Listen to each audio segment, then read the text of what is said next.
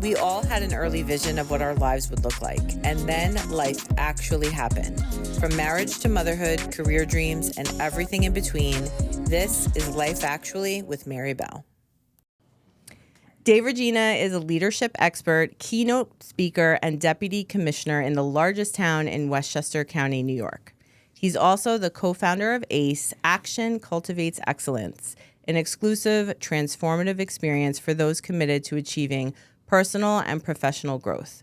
Host of the No Snooze Podcast, a top-ranked show globally on Spotify, Dave speaks directly to high performers seeking more clarity, ownership, and momentum in their lives. As a teenager, Dave was diagnosed with Crohn's disease, dropping 40 pounds in 4 months, a diagnosis that ignited his first true leadership journey. He became obsessed with health and wellness, reading books, tracking symptoms, building nutrition plans, and designing his own fitness routines. He was reshaping his life while silently battling body dysmorphia, something he continues to work through today.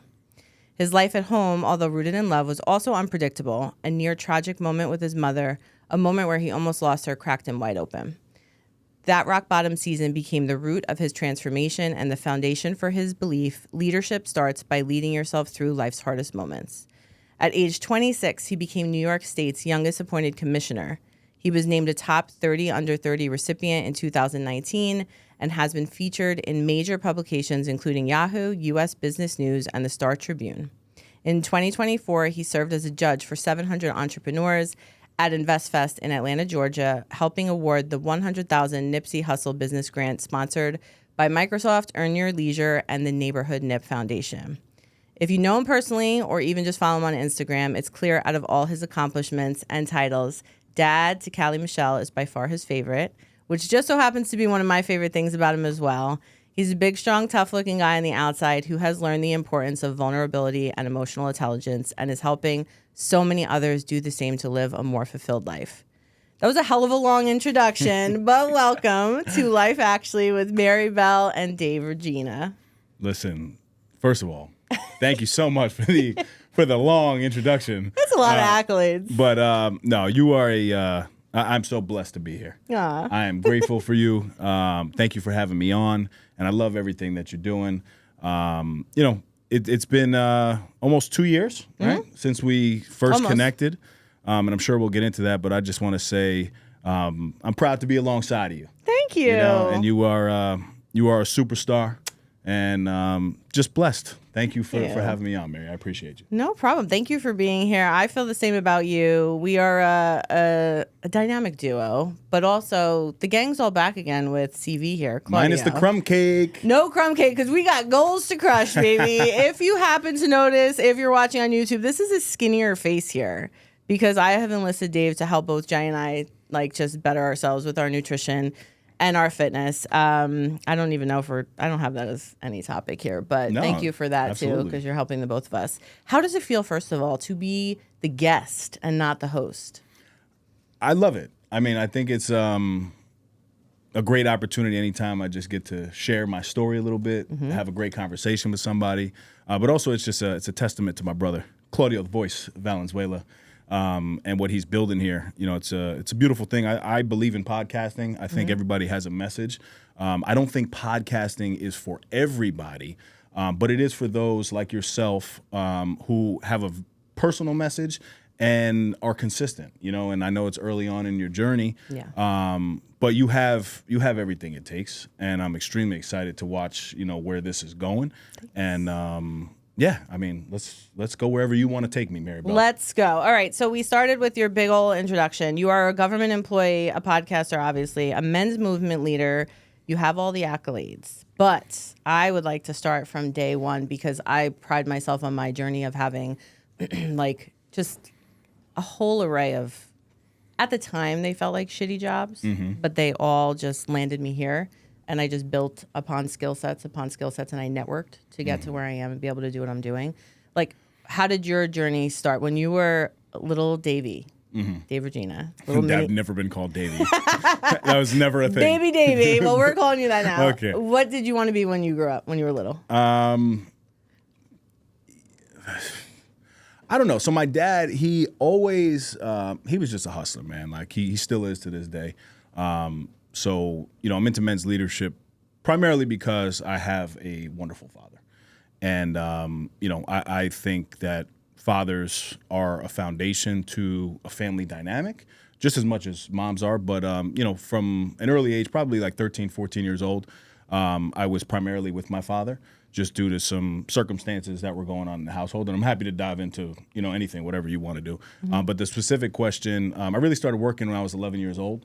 I had my first job in Fulton Flowers, where I would load propane tanks into cars for like, $5 an hour and make tips. And then by the age of 13, I had my second job. So I was working 2 jobs, and I was caddying on a golf course, Westchester Country Club. I hated that job.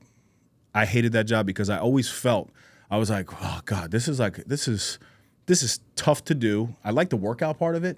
I just didn't like, I guess, missing out on playing golf. Like, I had to carry your clubs while you're playing golf, but I met a lot of incredible people. Okay. I was going to ask, were the people nice? Got really close. Yes, everybody was extremely nice, but also that's kind of what created the no snooze culture. Like, my dad had me up at 5:30 a.m. to be on the golf course at 6 o'clock for John Mara, who's the owner of the New York Giants. Okay. Right. So like I was blessed with certain opportunities to just meet really good people, and I was always a quick learner in life. And I was always very respectful to people.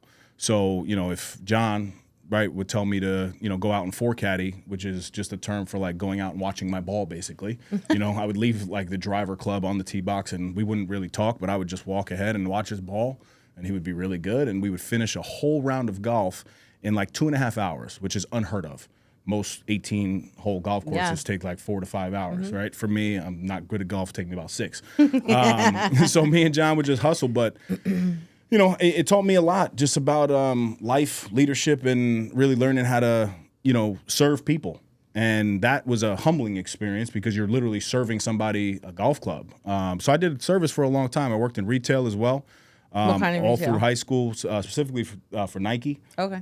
Worked in restaurants as well, and catering. So, all of those jobs were very service based. I was a server too, and that is, when you are a server at a restaurant who has been in the service industry. I am sitting there stacking stuff and pulling it for them to help them, and then when you go out to dinner with people who are just like letting people struggle, I've always been hustling, like I said. I made my first $100,000 when I was 25 years old, but I had 4 jobs. Right, like I had one job for $49,000. I would do personal training for $25,000. I'd caddy on the weekends. I'd do catering, but I made $100,000. That was 6 figures, baby. That was my goal. But I also was very fortunate because when I was 15 years old, I really knew what I wanted to do full time. I used to be a little kid with a hat on backwards, cocked to the side. But I would go to basketball camps and be a counselor because I loved basketball. Basketball was, pretty much my life all through college, really. You played in college? I did. Okay. Where'd you go?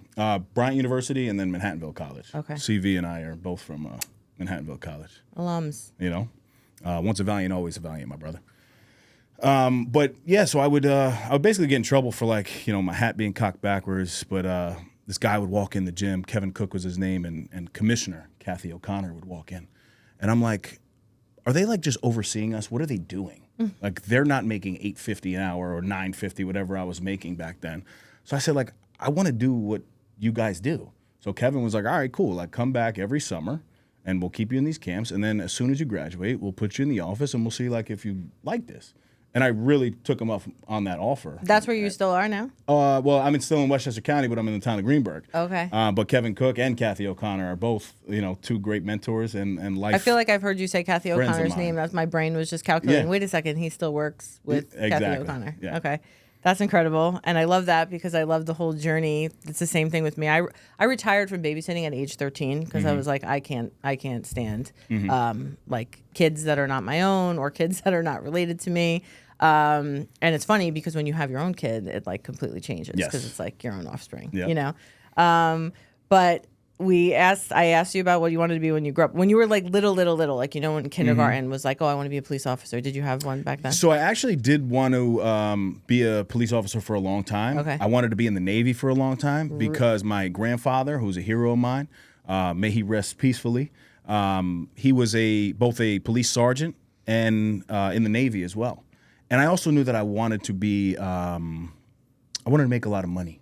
I always used to tell my grandma Lee, may she rest in peace, that I was going to buy her a purple convertible. So when I really make it, I'm going to buy a purple convertible for somebody in Grandma Lee's name. Oh, so somebody goodness. who likes purple, and thank God my beautiful girlgirlfriend likes purple. So Ooh, maybe she'll Katie. maybe she'll get it. You got a purple convertible I don't even coming your think way. I've spoken about that publicly.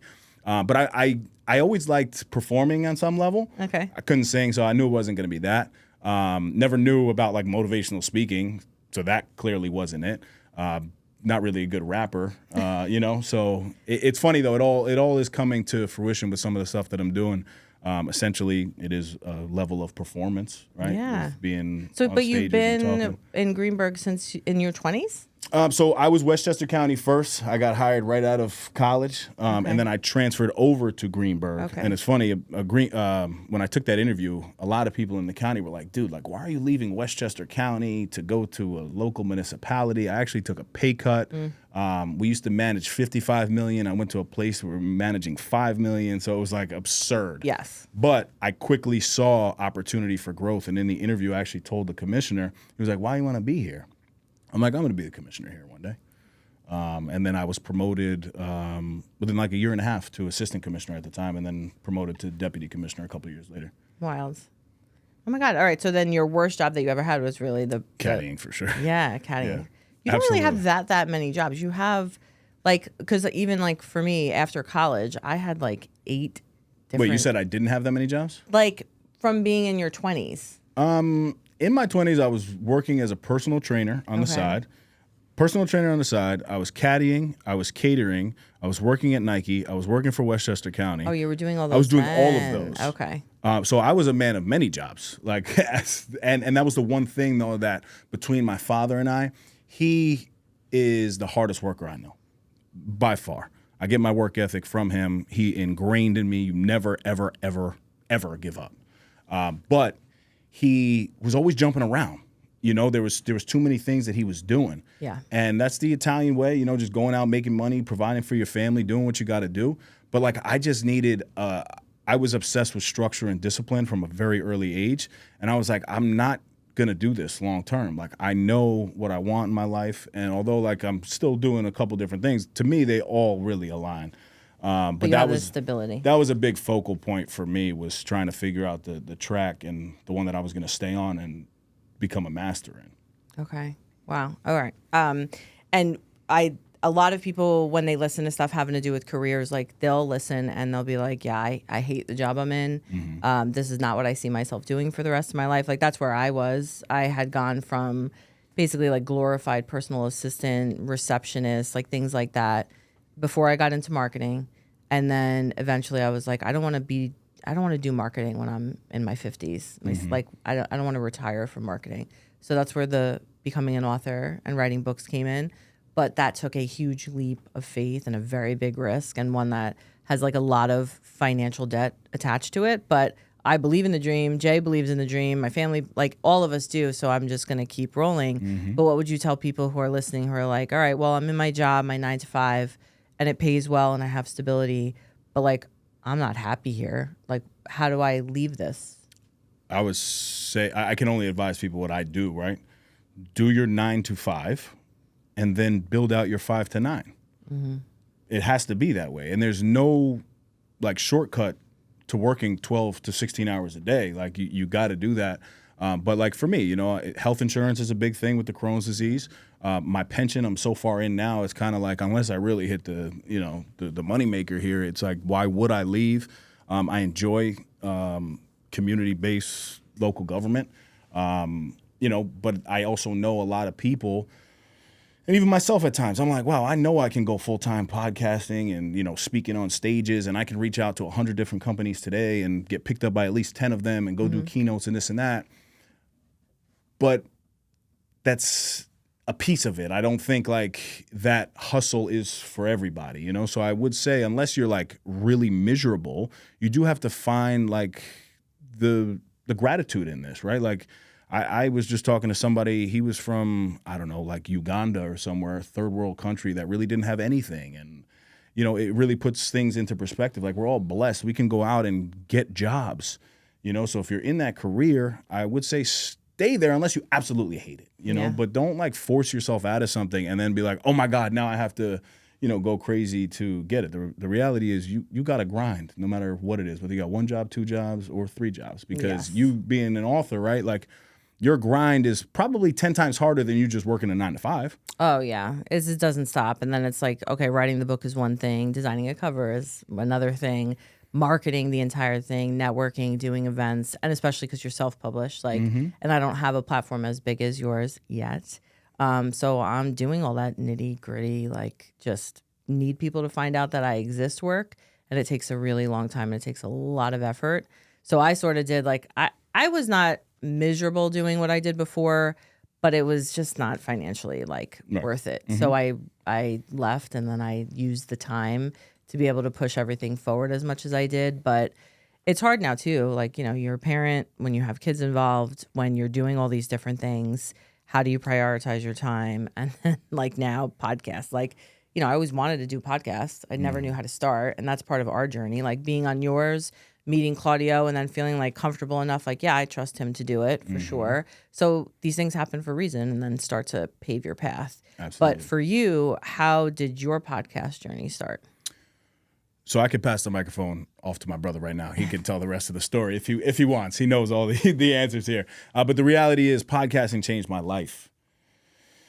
And not by me podcasting. It was by me actually just listening to podcasts. You know, it was around 2016 to 2018 in there. I think it's 2017 to be like specific. I had a lot of tough moments in my life, and you know, I was not faithful in my marriage, which is like embarrassing to say, but it's the truth. Yeah. Divorced in a very healthy relationship now. I just want to make that clear. But you know, one of the things that I just found myself doing was like I was always listening to rap music, and I still love rap music. But the reality is it's talking about money, it's talking about girls, it's talking about alcohol, it's talking about clubs. So where was Dave Reggina during that time? I was with girls, trying to get money that I didn't even have, flashy for no reason, no level of humility. I just looked good on the outside, but I was very broken internally. And it was a pivotal time in my life. And then, you know, I made the conscious effort. I said, like, look, I love working out, right? Like my body's pretty decent. Even at that time, I was pretty good. And I said, let me just start listening to like podcasts. And I put on the Tony Robbins Ed Milet podcast. And while these men were talking, I didn't even know them. Chills kind of like went through my body. And I was like, what is this? So I like silently did that for a period of 6 months. Didn't tell anybody about it, just like went to the gym, listened to podcasts. Even when I would go to work, listen to podcasts. And I consumed so much. And then for the next 3 years, I started to implement all of the tools, tactics, strategies that I would listen to on these podcasts into my life, developing a real morning routine, like saving $200 a paycheck, right? Like in my relationship, having the uncomfortable conversation, you know, when you feel like you're about to explode, just stay quiet for an extra minute. Like doing all the things completely shifted my entire life. My relationships got better. My financial situation got better. I began to lead with a lot of love and humility, and things really started to change for me. And I was like, okay, I've always been a leader of my life in certain aspects, but like this is the real alignment that I needed. And I was like, well, why not use the voice that I have and let's try to create a platform. And I just came up with the concept of like No Snooze, which wasn't even the original one. It was actually supposed to be fitness and finance. Oh, really? But me and my original co-host, Mike Pirelli. Shout out, Mike. I love Mike. Shout out to my brother. We just went to lunch a couple weeks ago. You know, we very quickly were like, well, we're not the fittest and we're not the richest. So like, that's kind of stupid. So I would come up with, this was Snapchat at the time. And every morning when I would wake up at 4:30 a.m., this was just something that I would do. I would take my phone out. I would look into the camera. I would roll my finger and I'd say, no snooze, baby, come on. And I'd wink. And he's like, that's the name of the podcast. And I'm like, that's so corny, bro. Like, what do you mean? He's like, no, that's very catchy. So quickly, though, I started to see people like that were up at that time. They would actually send me Snapchats back saying no snooze. Okay. So then I was like, maybe we're onto something. So we had that concept. Then I went to Claudio. Claudio told me no about 14 times. How dare you? But he was like, I'm a photographer. I'm like, bro, it's the same thing. You just got to pull the trigger on the camera, hit record. Like, this is the truth. And he's like, no. And he's like, no, sir. He's like, no, it's not it. And literally had to just keep pitching this dude. And I'm very persistent. Mary Bell. We know that about very, you, Dave. very persistent. So I ended up like, we had a diner, like a diner meeting, the three of us. And that's Things where get done at a diner that's meeting. where it really like came like full circle. And then we just started the No Snooze podcast from that because it changed my life.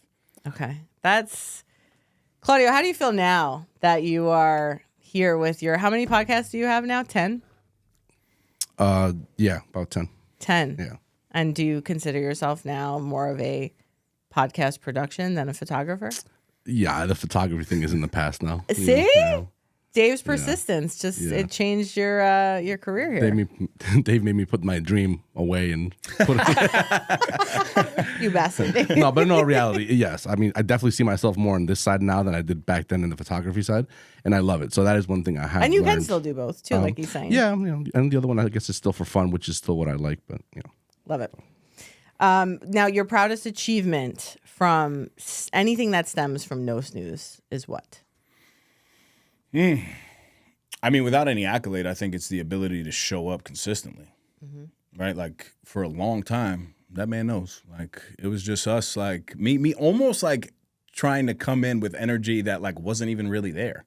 Like I would come with a topic every week, and these guys were like, "Oh God, like again, like is he gonna text us on Tuesday? Like see you tomorrow, guys." Like we had this whole accountability thing. Do you find it easier though to have Mike next to you to do episodes by yourself or to have different guests? So Mike and I had traction for a long time, but then like Mike got to a place to where like he was setting the schedule. He works real estate. He has 2 kids under 2 at the time. It got really tough for him. So he was just very candid and was like, look, like it's not paying the bills by any means. And I just got to prioritize my life and I got to put my family first. So we understood.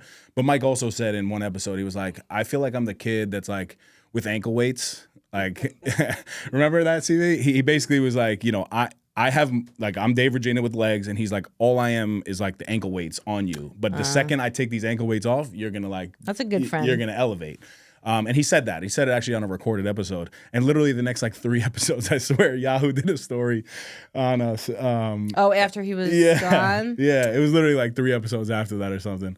But, yeah, I mean, I would say the consistency of over the course of 5 years is definitely the most personal, and then I think the top 10 on Spotify, cool, local awards, we won a couple.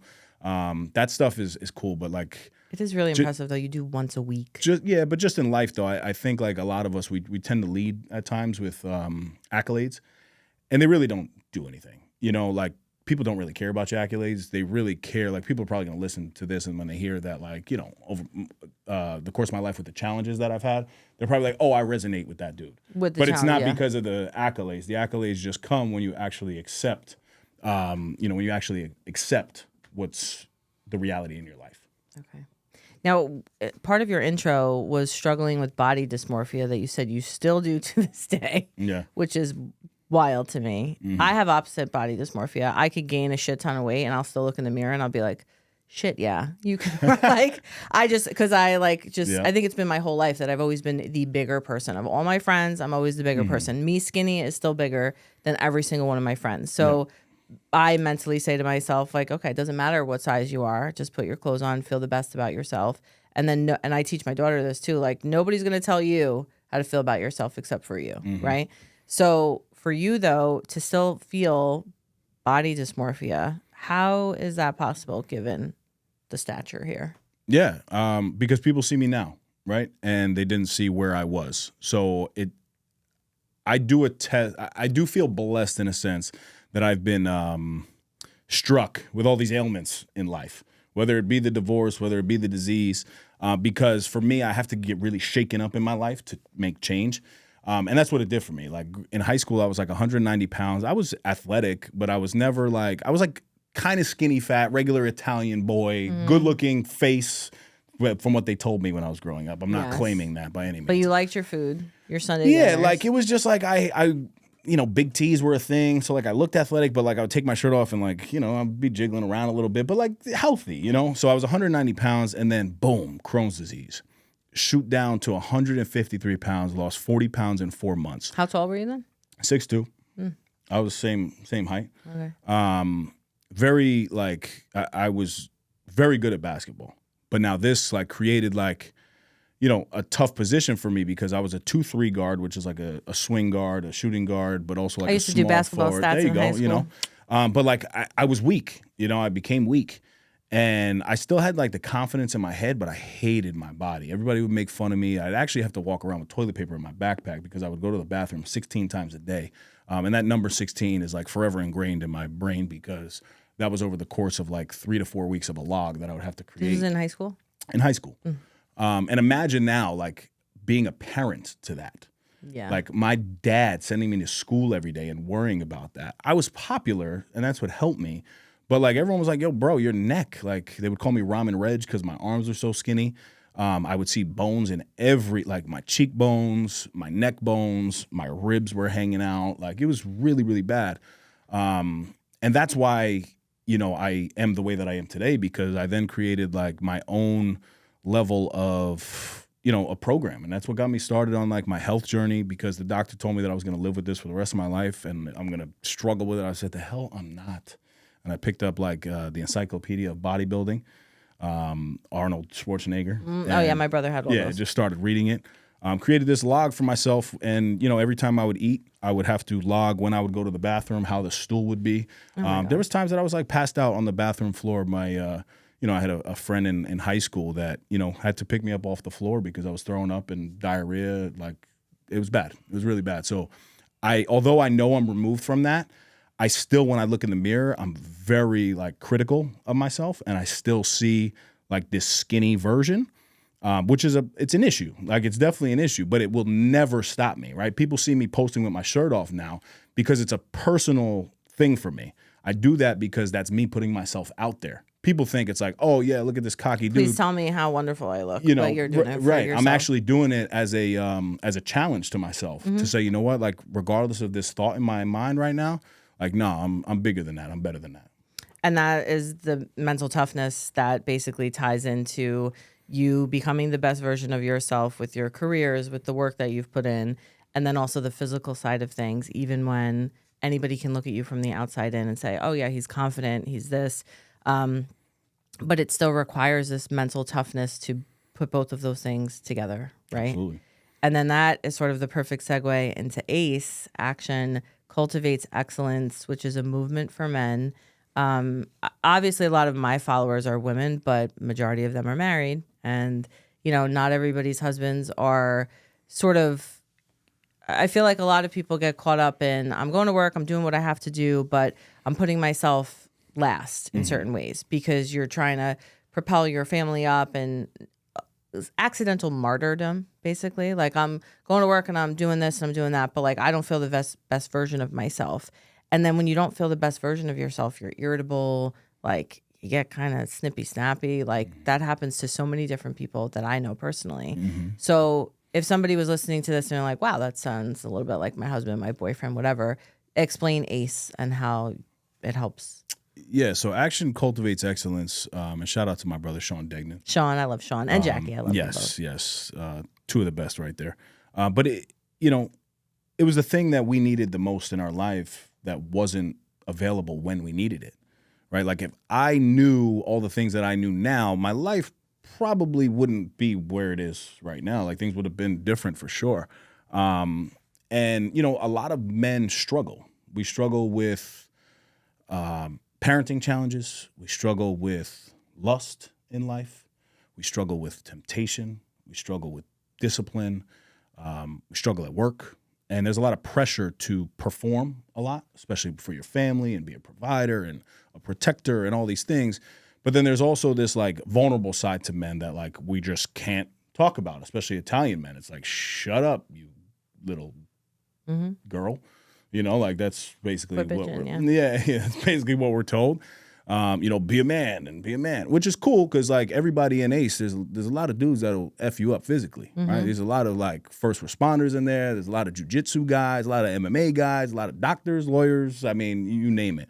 But it was essentially the thing that was needed most for us when it wasn't available. So when Sean and I had a conversation, it was like, dude, like let's just rip the Band-Aids off, man. Like this is what we struggled with, and these are the action steps that we're now taking to change these things in our lives. And, you know, this is like not a Dave and Sean thing by any means. This is the community. This is the power of a community. Like, you know, when you rally around a bunch of like authors, Oh, yeah. you know, And the readers. the ideas that come to you, I'm sure, are incredible. And when you surround yourself with like-minded individuals that want the same thing and that want to grow, it's a fail-proof system, you know? So really, we just created a community that was necessary for us at a time that it wasn't available to us. I love that. And I think it's really important, too, because I'm Italian, obviously. Jay's Italian. Jay and I went through a lot of marital struggles years back. And through most of our marriage, we'll be married 15 years in November. And a lot of it, like anybody together, you argue. And some of the arguments are quickly resolved and other ones are really, really, really hard. And then sort of sometimes they just like, all right, they went away. They never go away. They like create this like bottom barrel, just thick shit that you can't get through. It's like scar tissue. And I remember saying years ago, I'm like, we probably need to go to therapy. And like 95% of Italian American or Italian men I know, it's like, I'm not going to therapy. And I was like, okay, well, I can't really go by myself, you know? It's like, and I guess there was a little part of me like back then, I'm like, oh, I'm not the problem here, so I don't need to go to therapy by myself. So long story short, years later, when it was like the line was in the sand and it was either things were not going to work out or we're going to go to therapy and fix things, it was in order to do couples therapy, you have to have your own therapist, like solo therapist. So he had his, I had mine. And that man, from those moments through fixing our entire marriage and working through stuff, which is very difficult to do. A lot of people are unable to do it for a variety of reasons. Sometimes people are just not meant to be together. I truly believe Jay and I are meant to be together. There's not one person on planet Earth that just understands me better than he does. But he has transformed as a communicator since going to therapy. And I feel like so many people listening, like if you're married to somebody who's just like, nah, I'm not going to do it. And a lot of people say that, like, how do you convince somebody to go do that? Because you were like that at some point, right? You're like, I'm not doing that. Oh, absolutely. But also with a real reason. I was 15 or 16 years old. The first time I went to therapy was with a family member that completely lied to this therapist and manipulated the therapist. I found out they were going to lunch with the therapist. The therapist looked me in the eye and said, like, you have anger issues, son. Like, this is you. And I was like, I will never step foot in a therapist's office ever again. Like it just completely put like a terrible taste in my mouth. And then fast forward, you know, I was forced into a situation of therapy again. Like I'm a stubborn dude, so I was forced. And at that time, like I remember being unfaithful in my relationship, and you know that was one of the things. Like we need to go to therapy, and I was very against it. But then I fell in love with it. Like it just happened. I don't know how it happened like that. But like I would like look forward to these therapy sessions, and that was, you know, marriage counseling at that time. I liked it so much. I was like, I need a spinoff. I need to get my own. I feel like that happens though when you start to heal, because then you're not as. I don't like therapy, and I think a lot of men can relate to this. Like, don't pull me in a room and like, if you see I'm upset, like, son, you're angry. How are you feeling today? Like, I'm fucking angry, bro. Like, what are we talking about here? Like, give me some tangible tools and tactics that I can now apply and utilize in my life. And that's what, like, I would have homework basically in therapy. And that's how I did like therapy. I would ask for like, all right, can I have 3, 2, or 1 thing that I can work on by next week that I can actually log? So, you know, I'm very into that style of leadership, coaching, whatever it is. I'm very into that. Give me something tangible that I can actually work on to really move the needle. And when you see that needle moving, you can't deny it. Now, like if it's not working, it's a me thing, right? You don't need more motivation. You need a damn mirror. Yeah. And that's what I needed. I needed a mirror to look at my own self, because you're your only limit in life, you know? And I was doing a lot of damage to myself by not being in therapy. But then I got very excessive, like Dave Reggina does, and once a week for 7 years was the result. we're very similar. Like I don't like the kumbaya stuff. Even going through labor, one of the midwives that wasn't my doctor, I was in labor for like, I don't know, 24 hours or something. And she's like, you're doing great, mama. And I'm like, I am not fucking doing great. If I was doing great, the kid would be out right now. So please stop with that and tell me what I need to do to get the kid out of me. Please, I'm not doing great. And like you turn into this raging lunatic, like, and even I just said the kid, my daughter. But like that moment, you're like, it's just a human and I need to get it out of me. Please don't sugarcoat. Same thing with us doing like our fitness and nutrition. I believe this all started when I was like, okay, just give me 3 things that I could work on, right? Yep. That I just need a jump start. And I need somebody like you to just be like, cut the shit. And this is what you need to work on. And then it like transformed into the whole plan for both Jay and I. And it's accountability daily. And it's not fluff. I don't want fluff. And even dance recital stuff the other day, you wanted me to fast in the morning because it was going to be a party later on. Yeah. Fast in the morning. And I'm looking at the text message. I'm like, I'm not going to a dance recital with dance mom stress and not eating something in the morning. I said, I will end up going to jail. Like, I will fight somebody. And he responded in the group text with me and Jay, and he's like, stop being dramatic. It's a few hours, have some coffee, have some water, and then just wait till you get home.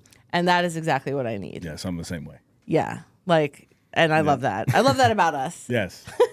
So I love everything with Ace. I love everything having to do with men, especially just like the big, masculine, tough, strong guys that are comfortable getting emotional. And I love that about Jay, too, because we did so much work together.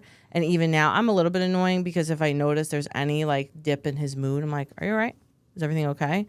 Because if it is, I don't feel like it is. So I want to know the reason why because I want to fix it right away. But I just love that he's just gotten better on his own communication, and then in turn I am better at communicating because I don't get defensive as much anymore. So everything just works so much better. Yes, it does. Yeah. Oh my God, I love the whole thing. So this is all part of our part 1. We are separating these into 2 episodes, but I do have a couple questions because when I put stuff in Instagram, a couple people asked. From Erica, she's an artist. She's fantastic. I love this question. What is the difference between leading somebody and coaching somebody? Shout out to Erica. Great question. That is a good question. There's a lot of overlap, right? It's not like one thing is this, one thing is that, but I encourage people to be leaders of their own lives, right? Like if you were driving in a car and somebody was swerving, you'd be like, yo, get out of the car and I'm going to drive myself. Yes. So if your life is out of control, it's probably because you're swerving, right? And you're probably in the passenger seat. So that word leader, I just believe that everybody needs to become a leader of their life. But now when you're leading somebody and, you're talking real leadership, sometimes it's not as much of a self-discovery process as a coaching, right? Because coaching, I allow a little bit more like self-discovery. Let's go find yourself. Whereas like, if you want me to lead you, I'm going to say, okay, look, we need to go make this. How much money you want to make? You want to make $10,000 this month? This is what you have to do. Tell me what you like to do. I'll give you the plan to do it. Whereas like coaching, it's a little bit longer of a process because it's more related to like that discovery piece of yourself. Okay. So I think that's how I would describe the difference. Great. I love that question and I love that answer. She also asked, how do you handle, and I love this question too, because sometimes I think this for myself. How do you handle negative criticism as you evolve and grow as a person? I really just have come, this is Erica again? Yeah. Erica, great question. I've just come to the realization that like you're never going to please everybody. You're never going to please everybody. And whether it's a limiting belief on yourself, it's going to be there. Whether it's a negative comment on Instagram, it's going to be there. I have a rule that if I have a negative thought, I take a positive action, right? And it's the same thing when I see like negative things. Sometimes I'll delete it because I'm like, this is just nonsense on my page. I don't even want to give that person an outlet. Like I don't even want to expose you so other people can see your nonsense. So sometimes I'll delete it and sometimes I'll leave it. Sometimes I'll even engage with it a little bit. But I am never one now. Like I'm not going to play into any level of negativity. But also you have to understand that there's a lot of negative people in the world and people are just negative, right? So I actually pray for those people now. And that's one of the things, the biggest shifts in my life. When I look at like insecure people, those that need to bash others to uplift themselves, I feel bad because that was me. I understand what that's like. And although that person might be, looking decent on the outside, they're really, really struggling internally. But I don't like to be too condescending and say like, hey, let me help you. I mean, I have done that once. I've told this guy, sent him my entire structure of payment for my coaching plans because I said, look, you definitely need tier 3, my brother. Like I got you. But it's just going to be there is my point. Yes, and it's oftentimes people have to look internally as to why you're even judging people, having anything negative to say. If something doesn't appeal to you or it doesn't have anything to do with you. Just keep scrolling. But I will say this though: the more influence you have, the more insecurity will come. yeah, even something so basic level. Do you know the Scarlatta twins? They're on Instagram a lot. They're Who? the Scarlatta. No. They do like a lot of funny Italian things, and they posted a video. And long story short, it was these two Dubai guys, and they were eating caviar or whatever. I commented on it because it was hilarious because I have no interest in caviar, and I said the whole purpose of what I said was I would pick McDonald's over caviar any day of the week, meaning nobody would impress me with caviar and spending $1,000 on stuff. And a snail. The amount of fucking comments where I guess people came and looked at my page and like, oh, you should eat a steak or you should have a salad. McDonald's not good for you. And I'm like, these people, God. like you actually clicked on that. Yeah. Like, and I'm confident in myself. I'm working on myself. Like, so it's interesting. It is just a mental thing to sit there and be like, wow, you are a miserable human being. And I say this to Marina too all the time. I said, listen, when you're in school and you're doing stuff, if anybody ever has anything not nice to say to you, you remember inside they're probably not very happy themselves. That has nothing to do with you because you need to be happy with yourself. Yep. Like, that's all. And you do that as an adult too. Spot on. Right. There's a saying I love just in leadership: new levels, new devils. So as you continue to climb, these devils are climbing with you. So you just have to be so intentional, so strategic, so focused on which one you're going to put life to. Yeah. You know. And this isn't a question, but this was from 3 separate people: Kristen, Michelle, and Lauren, that have all said, are you ready for this? You and Dave should be on a talk show together. Oh, wow. Like, we could be the new Regis and Kathy Lee. Okay. Davey and Mary B. Okay. A little variety show. Claudio, are you going to produce it? I think that would be fantastic. No, listen, I think we're very similar in a lot of ways. Which is good and also bad. Yeah, no. But I think that's A little variety show action. Yeah. I love it. I thought it was hilarious. But anyway, this is the end of part 1 of our episode together. Tell people who are watching this episode where to find you. Yes, you could find me on Instagram at Dave Reg. You can find the podcast at No Snooze Podcast, wherever you listen to podcasts, and at A Sanctuary. That's Love it. Our men's leadership. I'm very excited for part 2. We get a little bit into real men and romance. I'm not making you read any snippets like you did on your own podcast because we've moved past that, but that was hilarious. Yeah. But it's a good one for just men, romance, and like real life relationship stuff. So stay tuned next week for that. Thanks so much for tuning in. Like, subscribe, share, follow the full journey on social media at the handle mary.bell.books. And if you have need for audio-visual content creation and recording services, Cayi Visions is located in Stamford, Connecticut, and can also be found on Instagram at CAYI Visions.